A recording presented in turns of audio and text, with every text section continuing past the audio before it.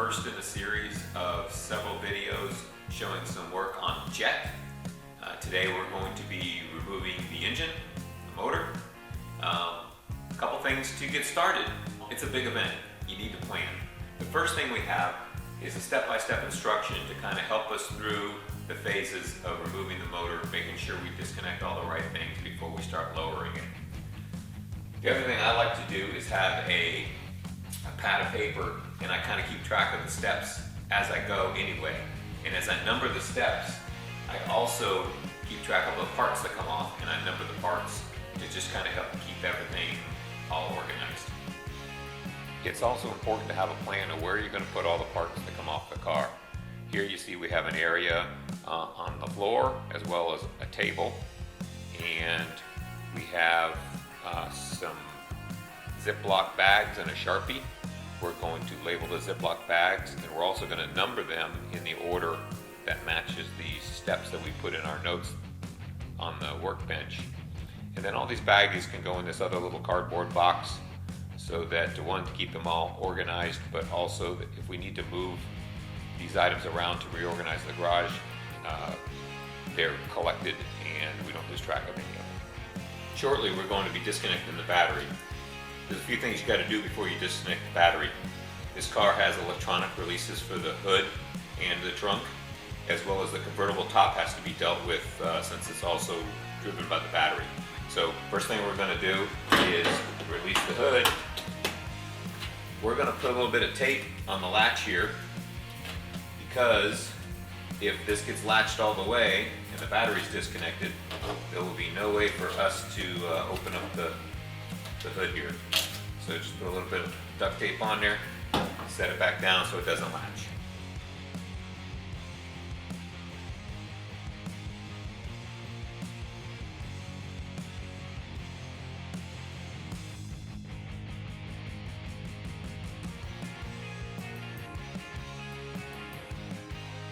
To remove these carpeted areas here, you simply give these a quarter turn.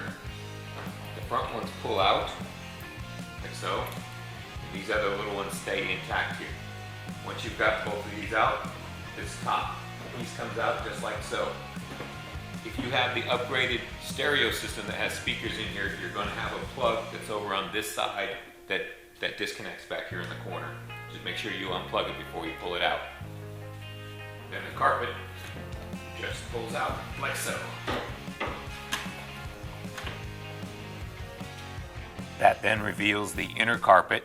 You have 4 of these little plastic caps that unscrew, and then this carpet just lifts up and out of the way, revealing the front engine cover. To remove this engine cover, you just grab these little metal clips, give them a quarter turn.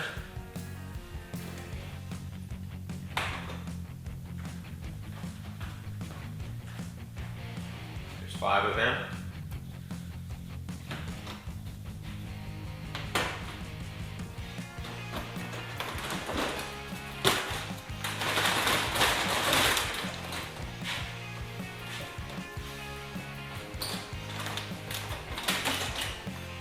And this cover comes out. This is where you would normally enter your engine compartment to check your power steering fluid, Pentosin, and your air filter. Next, we're going to remove the front engine cover, which is 9-10 millimeter nuts and bolts. Next, we're going to remove the cap off the rear spoiler. I find this a little easier before you disconnect the battery to raise it up. There's these 3 plastic push pins in here. Basically, ease a small screwdriver behind them, ease them out. They're just plastic and they're a little compression fit.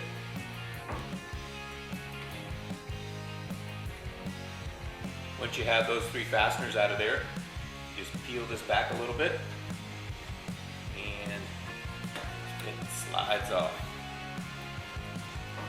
Just be gentle, it is just plastic.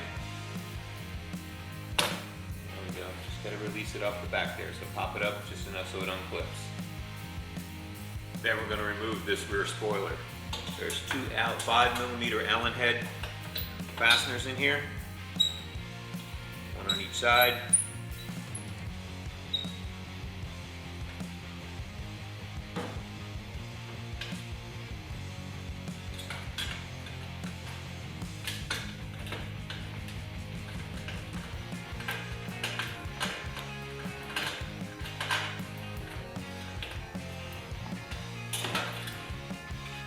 Disconnecting the battery is our next step.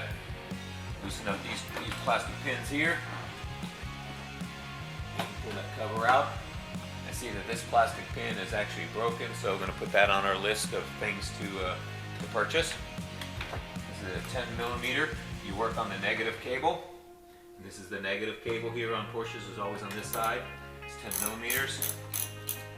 Loosen it up, pull it off, and then we're going to tuck it to the side here, and I'm probably going to put some tape around that and hold it over here so it doesn't get anywhere close to that. So the next item removal is this rear bumper. First thing we have to do is remove both of these little black hubs. There's a 6 millimeter hex that sits up underneath here. You pull that bolt out, this pops out. Do it on both of these. And then there's a variety of Phillips head screws up here and some T30 screws along the bottom. I think there's about 6 along the bottom. Undo all those, pull this off just a little bit, because you have to disconnect the lighting system here for the license plate. So there's just a plug in there, you just unplug it. So when you back it out here, here's the plug that comes undone. This is clipped up in here, and you can pop it out to make it easier to undo it. Next, we're going to remove these rear wheel housings. There's a variety of 10 millimeter fasteners on here. Just take all of those off, and these just slide right out. So we're going to be removing some things on the bottom of the car. We're going to remove some of these underbody panels. They're held on by 10 millimeter plastic nuts. There's normally one that runs right here, but it's missing on this car, so that would have to come off.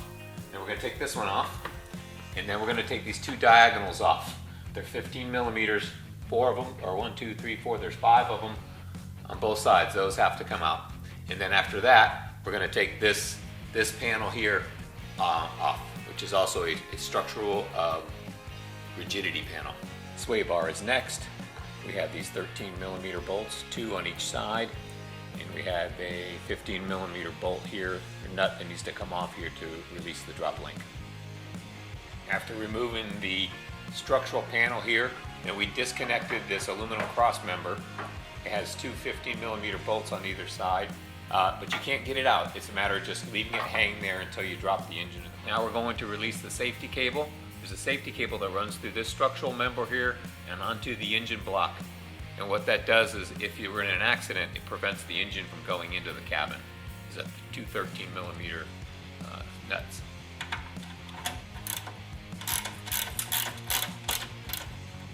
Next are the half shafts. These are 8 millimeter hex. You're going to need a breaker bar to loosen them, and then you can use a ratchet. Plus you'll also have to engage and disengage the parking brake to rotate this around so that you can have access to all of them. So next we're going to remove the bumper, the rear bumper. We've got a 16 millimeter bolt here and one on the other side. Just take those out, the whole bumper slides off. This heat shield's attached to the bumper, and it will come off as well. After that, we're going to remove the muffler and exhaust system. They're underneath on both sides, on each header, there's 3 nuts and bolts. Loosen those, and then there's behind this bumper, there's a couple more, and then that whole system, the exhaust system, will drop right out.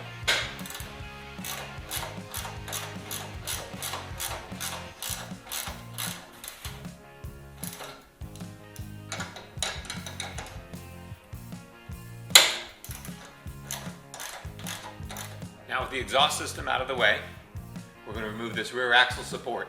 There are 4 bolts that come from the front, 2 on each side. They are 15 millimeter. We're going to take those out and remove this axle support. So many of you wrenchers out there are probably thinking, man, there's still fluid in this car. And you'd be right. We've decided to leave the gearbox fluid in just to kind of minimize the things we're messing with right now. We can always change it later. No, it's not that critical.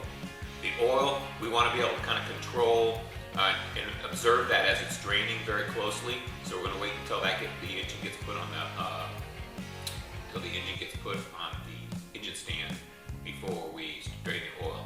But we do have to drain the coolant, which is what we're going to do next. So we're going to drain the coolant right here, and not only going to drain from there, but we're also going to pull some of these large hoses off here and get the coolant to drain out that way. We're going to collect this all in a 5-gallon pail so we can kind of observe how much oil is in the coolant, so we can help us diagnose this intermix problem.